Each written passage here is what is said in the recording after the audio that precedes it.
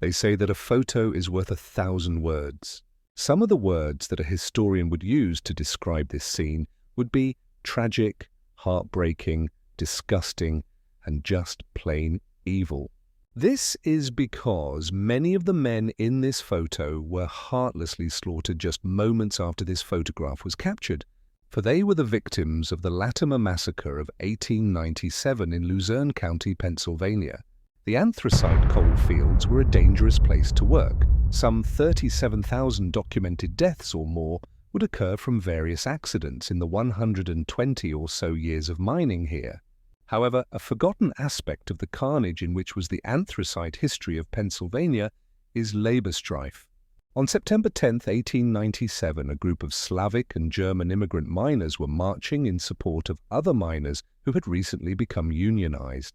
Coal companies notoriously were vicious to their employees during this era, especially Slavs. Often, these mine employees were not even seen as truly human at the hands of the coal operators.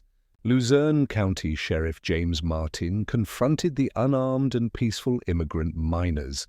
He ordered their dispersal, however they continued to march. Sheriff Martin had deputized dozens of men prior, that is, essentially raised a hasty posse, and his forces numbered around 150 men. Sheriff Martin, one could argue, picked a fight then by attempting to rip the American flag out of the marching miners' hands. Perhaps it was even this same flag in the photo. A scuffle ensued, however. Keep in mind that the miners were unarmed. Martin's posse opened fire on the striking miners. Men were being slaughtered in the streets. Most victims were shot in the back as they turned to run.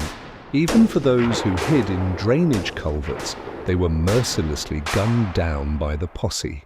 19 men were killed, while some say 21. Dozens were seriously wounded in addition to the fatalities. Sheriff Martin and his deputies were arrested for the massacre, yet everyone was ultimately acquitted. Author on this topic, Kenneth Walensky, states that the deputies were overheard saying they were going to gun down the marchers while on their trolley ride over to Lattimer shortly before the confrontation. As a historian, to me and many others, it seems as though this massacre was premeditated by Sheriff Martin. Let us not forget those poor men who were just attempting to receive better pay and work conditions. They paid with their lives for that attempt.